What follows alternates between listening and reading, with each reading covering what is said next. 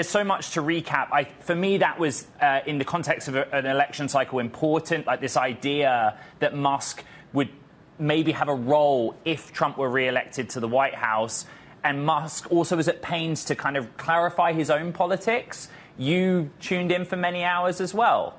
Let's start there. Yeah, I mean, nearly 3 hours long with the lengthy delay. There were a long bunch of technical difficulties that caused it to start late. I mean, in terms of the sort of Musk-Trump relationship, what I heard was Musk being extremely deferential to Trump in a way that is pretty unusual for him. He's obviously a combative guy. I mean, not only was he kind of asking for a job, but he was nodding along during lengthy sections where Trump was seeming to downplay climate change. You know, Musk has a lot to potentially gain here beyond, of course, potential employment. Tesla and SpaceX both have a lot to gain by a friendly regulatory environment, both in terms of subsidies, government contracts, as well as, you know, potential regulation or lack thereof of things like the potential robotaxi.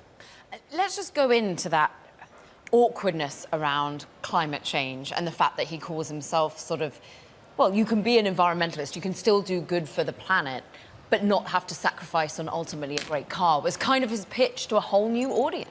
Well, you know, weirdly, that has been Musk's pitch for some time, almost from the very beginning. What was different was his willingness to kind of go along with the idea that climate change is not existential. You know, back during the early days of Tesla and especially during the Obama years, Musk would emphasize that the planet is running out of oil, that climate change is a really big problem. Trump during this space said, we've got 500 years as long before we run out of oil.